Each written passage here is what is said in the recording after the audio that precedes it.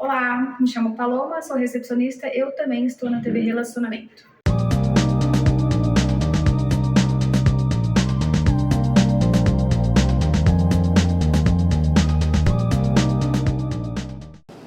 Olá, internautas, iniciamos mais um programa Gestão Executiva e hoje nós temos aí a honra de ter novamente esse grande profissional que domina várias áreas do conhecimento, principalmente a área de neurociência.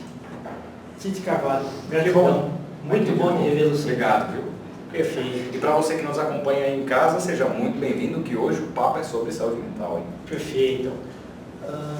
Cid, você tem acompanhado aí de perto, né, nas áreas das relações humanas, considerado hoje, talvez, o mal do século, né, é a ansiedade. Né? Você que é estudioso desse assunto, queria que você falasse um pouquinho de quando que isso começou a aumentar assustadoramente e o que se deve fazer para minimizar. Sim. Nós temos, essa informação, ela começou a ter mais ou menos 10 anos que nós começamos a entender um pouco sobre essa referência de ansiedade, depressão e essas nomenclaturas que começaram a aparecer. Eu me lembro muito bem, por volta de 2013 aproximadamente, a Organização Mundial de Saúde soltou uma nota dizendo o seguinte: todo e qualquer profissional de saúde, aqueles que usam branco e aqueles que trabalham pelo bem-estar das pessoas, de algum modo, eles precisam trabalhar para combater a depressão, a ansiedade e outros transtornos mentais que há evidências de que se tornem o mal do século. Bom, a gente já sabe que eles estavam certos. Que capacitar, então, os profissionais de saúde, principalmente, a lidar com o fator ansiedade, é isso, né? Exato. E aí a ansiedade começou a aparecer por conta dessa hiperestimulação que, uma das razões, o aporte da tecnologia e a sobrecarga de informação, ela começou a desencadear cada vez mais sintomas de ansiedade, até que nós tivéssemos a condição de entender e classificar dentro do critério diagnóstico como uma patologia em si, para dizer, ok, temos uma definição clara de ansiedade e que agora só vem aumentando. Sabe que eu estava fazendo algumas pesquisas e atualizando algumas informações, até por conta das comemorações do mês de Setembro Amarelo, que fala sobre prevenção também ao suicídio e tudo mais. Hoje nós temos 19 milhões de pessoas que sofrem com ansiedade no Brasil. Isso é bastante, viu? Dá basicamente 8% da população. 8% da população. E muitas dessas pessoas não diagnosticadas.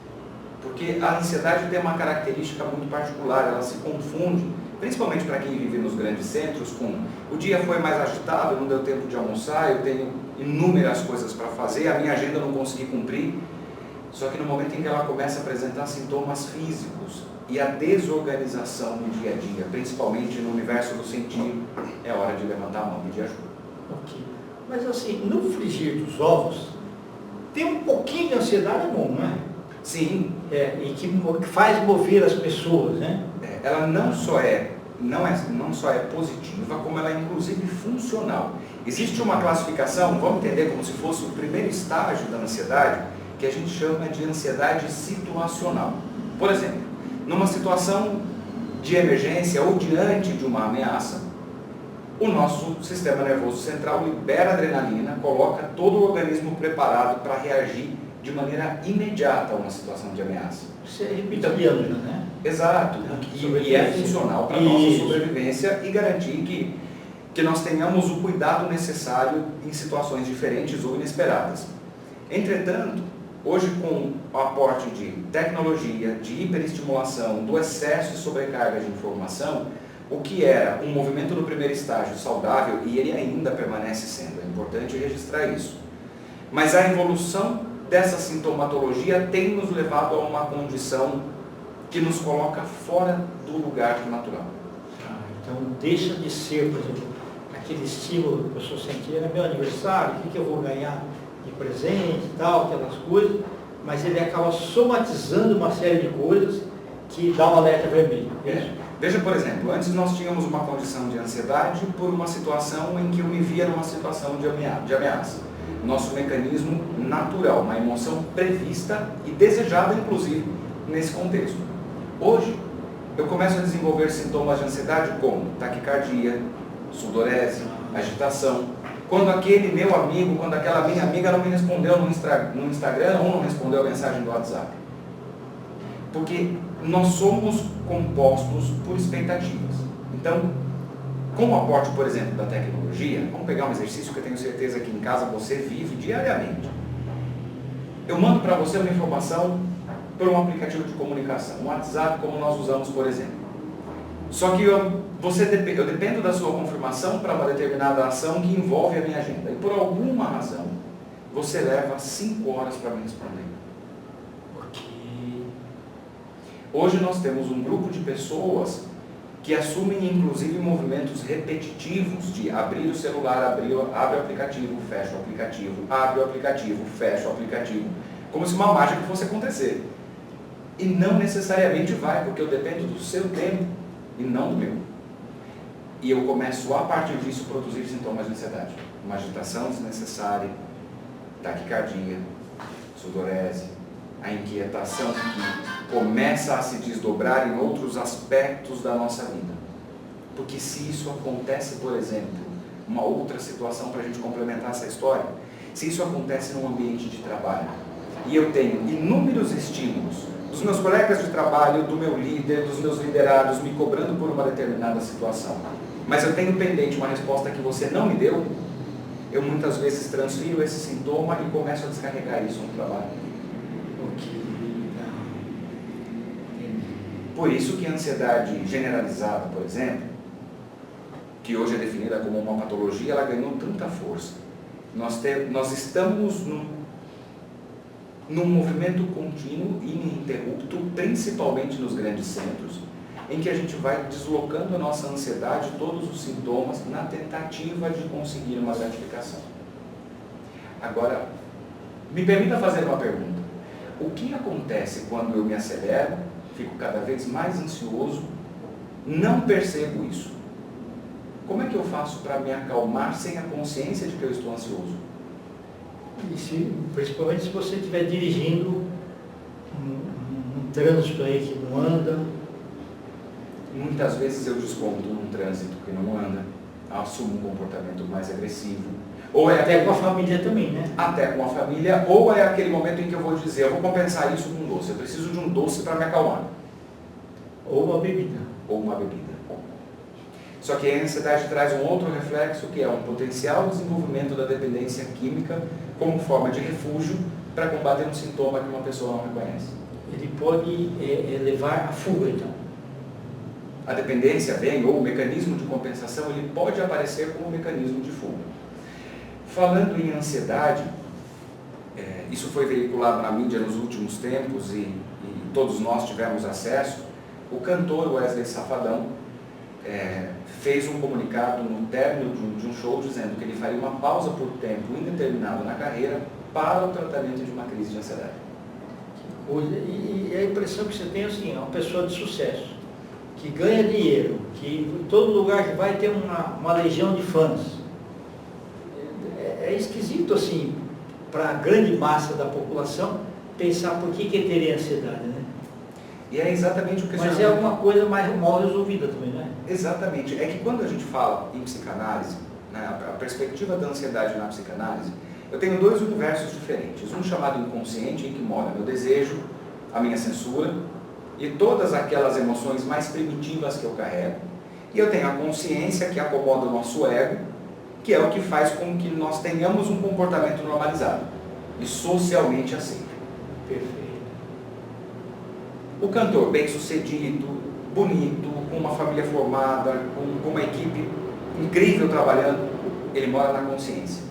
Emocionalmente, isso não necessariamente vai conversar com aquilo que ele tem de maneira prática. Então eu posso ser a pessoa mais bem-sucedida do mundo, mas colocar a cabeça no travesseiro à noite e falar, eu estou sentindo alguns sintomas que representam uma ansiedade, uma crise, ou eu me sinto mais deprimido, como uma outra possibilidade. Eu costumo dizer na clínica, em especial nos atendimentos, o nosso inconsciente ele é atemporal e indiferenciado. Ele não está preocupado com quanto você ganhou, com quanto tem na sua conta, ele não está preocupado se você jantou no melhor ou no pior restaurante, se o seu carro é mais novo ou mais velho, ele simplesmente foi feito para sentir. Então, no momento oportuno, ele vai lá e solta uma pastinha na consciência dizendo: sentir essas emoções que nós temos guardado aqui, que te angustiam, por exemplo. E não é fácil para a pessoa pegar e jogar para a lixeira, né? Não. Muitas vezes, eu diria até que é um pouco mais complexa essa situação, porque quando o inconsciente libera essa informação para a consciência e eu passo a ter os sintomas, eu começo a sofrer por algo que eu não sei necessariamente o que é. Dou um exemplo prático. É muito comum, pessoas que dão entrada hoje em pronto-socorro com suspeita de infarto agudo do miocárdio, quando na verdade é uma crise de pânico. E está tudo bem, numa situação de alguém passou mal, leva para o pronto-socorro, é assim que tem que ser. Esse é o protocolo de atendimento e apoio a alguém que não está bem. Mas o que se percebe muitas vezes dentro do hospital, após avaliação, exames, é que a sensação foi muito mais característica de uma crise de ansiedade, porque os sintomas são relativamente parecidos. Então, eu acho que a grande pergunta, até para você que está em casa e conhece pessoas, ou talvez você já tenha sentido também alguns desses sintomas, qual é o fator do meio que me desconforta a ponto de eu precisar simbolizar em mim esses sintomas de aceleração? Será que meu dia é organizado? Eu tenho dormido bem? Ah, mas poxa, Tiago, tem tantas coisas que acontecem no decorrer do dia, é difícil dar conta de tudo. De fato, é. Mas você também impõe limites? Está conseguindo administrar? Está conseguindo administrar? Se não, pediu ajuda para alguém? Essas são algumas das ações práticas que a gente pode usar como uma forma de prevenir o desenvolvimento dos sintomas da ansiedade. Ainda que pareçam simples, mas são muito importantes, porque no dia a dia eles tiram essa pressão e essa sobrecarga que nós carregamos, aprendemos a carregar com excesso de informação. Tiago, você falou no começo aí dos profissionais de saúde. Você acha que os psicólogos, psicanalistas, também tiveram a sua preparação para cuidar da ansiedade? Para cuidar dos pacientes com ansiedade? Nós recebemos a preparação tecnicamente durante a formação, nós somos preparados para lidar com esses sintomas. Mas teve um evento que mexeu com todos nós, e isso é universal, que foi a pandemia. Sim, verdade. A demanda por atendimento psicológico aumentou expressivamente. E aí nós nos vimos numa situação que era: eu estou inserido num mesmo contexto chamado pandemia, e eu tenho pessoas que me pedem ajuda, mas eu também faço parte do isolamento. Então, como é que eu separo aquilo que é meu daquilo que é do outro, que é uma premissa técnica dentro da clínica psicológica, e como é que eu me resguardo para conseguir administrar a minha ansiedade para cuidar da emoção do outro? Foi um desafio tanto, que Sim. Não podemos negar em nenhum momento. Inclusive, aquilo que era presencial, que a pessoa não abria a mão, porque não, tem que cumprimentar o profissional, tem que tomar um café com ele, olhar olho no olho, a pandemia mostrou que existe um outro caminho que é virtual. Exato. Isso para nós foi uma grande quebra de paradigma, porque eu me lembro que naquele movimento do isolamento, existia um questionamento dos órgãos que regem a classe psicológica que dizia: olha, o nosso protocolo diz que não é possível atender digitalmente. O protocolo vigente eu preciso do Kendi aqui frente a frente, eu preciso de você aqui comigo, para que a gente faça esse atendimento, para eu avaliar também os olhos, o movimento, a comunicação não verbal e todos os outros critérios que compõem a clínica. No momento do isolamento foi quando a psicologia, a psicanálise disseram: ok, vamos para um atendimento digital. Foi uma experiência novíssima para todos nós. Exatamente. E hoje a coisa funcionou tão bem que o movimento agora é o contrário. A procura você faz o atendimento, mas faz o atendimento digital? Faz na modalidade online? Porque principalmente nos grandes centros isso economiza tempo de deslocamento, isso economiza estrutura, isso viabiliza o atendimento de qualquer lugar em que ele esteja. Como aconteceu também com a teleconsulta de outras especialidades médicas. Que é telemedicina mesmo, né? Que é a telemedicina, que hoje você consegue, por exemplo, resolver uma consulta médica com qualidade num tempo infinitamente menor do que você faria há 3 anos atrás. Não, e a tecnologia está mostrando evolução dia a dia para tudo, né? Então, daqui 5 anos, teremos um movimento totalmente diferente de hoje, né? Mas talvez para os mesmos problemas. Exato. E como tudo na vida, toda a história tem dois lados. A gente tem todos os benefícios da tecnologia que nos levam, inclusive, para a sua casa, para a sua tela, para o seu celular, a gente consegue chegar até aí. Por outro lado, a gente precisa aprender a usar essa tecnologia. Uma coisa é se beneficiar de um recurso quando ele pode me apoiar. A outra coisa é me confundir com esse recurso e entender que as coisas precisam responder, as coisas e as pessoas precisam responder no mesmo tempo que eu imagino que elas precisam responder. É quando essa resposta não chega no tempo que eu idealizo que o sintoma da ansiedade aparece.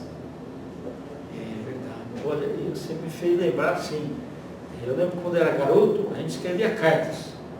A carta demorava uma semana, 10 dias aí, e depois a resposta demorava mais 10 dias. Então você tinha um gap ali, e era tolerável. Você lia aquilo como se tivesse escrito um dia antes e tudo mais, né?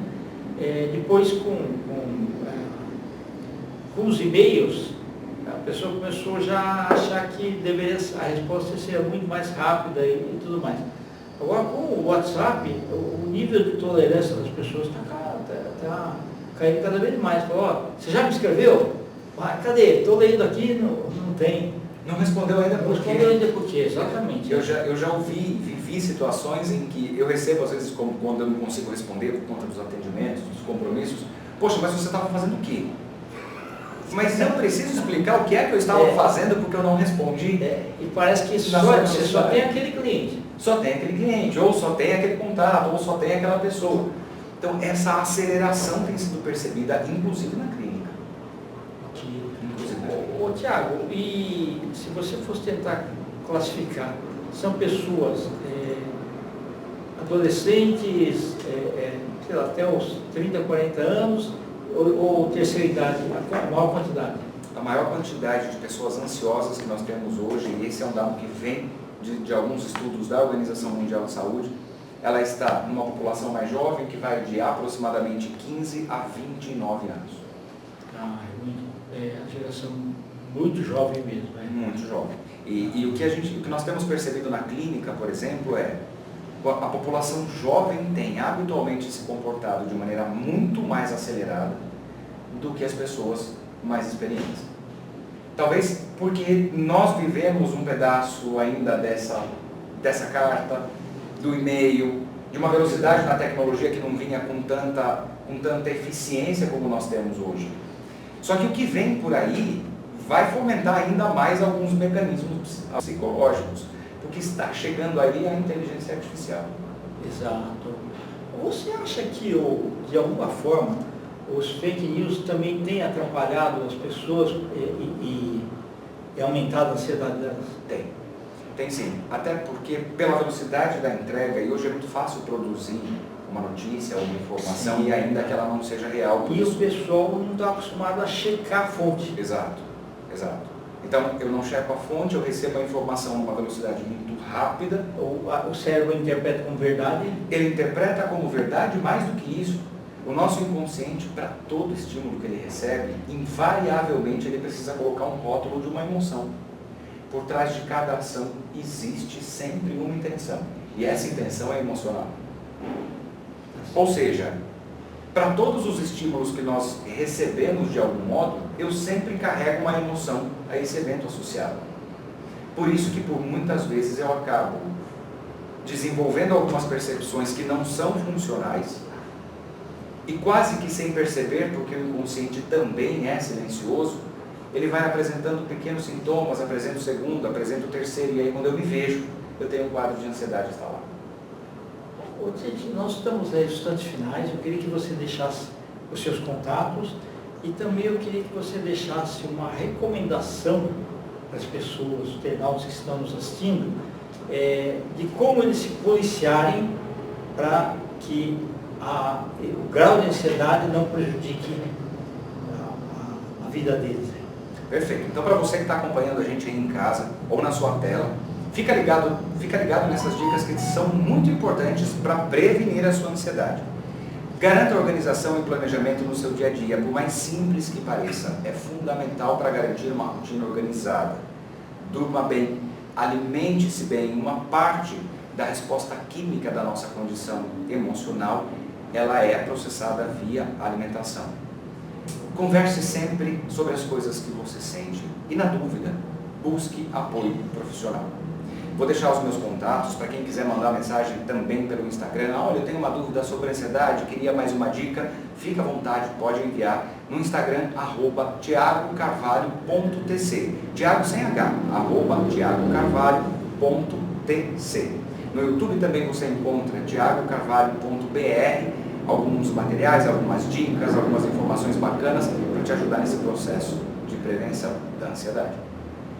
Tiago, gratidão. Muitíssimo obrigado mais uma vez. Muito bom te rever. Tá? Muito bom, prazer, muito obrigado. TV Relacionamento, obrigado mais uma vez pelo carinho, a toda a equipe que está produzindo esse material. É sempre uma honra e sempre uma alegria muito grande vir para cá. Internautas, com os agradecimentos então a esse fantástico profissional, Tite Carvalho, nós finalizamos mais uma Gestão Executiva. Grande abraço e até a próxima.